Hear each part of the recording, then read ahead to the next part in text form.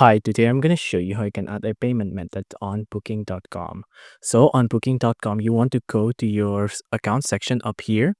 Now on account section, go to my account. Now on your account, you want to scroll down and then you want to search for payment methods right here. It's under the payment info block right here, right? So go to payment methods. Now on payment methods, right now, the only available payment methods is of course with card. So we will have to only use cards, right? So if you want to add a payment method with card, just click on add card right here.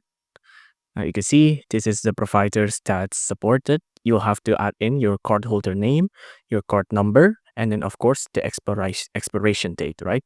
After that, once you've entered all of these in, you can just click on this button to save. There is also other payment methods that you can explore. Booking.com have a wallet that they have. See, rewards and wallets here. You can see this is a wallet balance here. I think you get wallet balance from earning and cashbacks. This could also serve as a payment method. But of course, the main payment methods, the one we usually use is of course the cards, which is the payment methods down here. And you'll have to add it in with this button right here.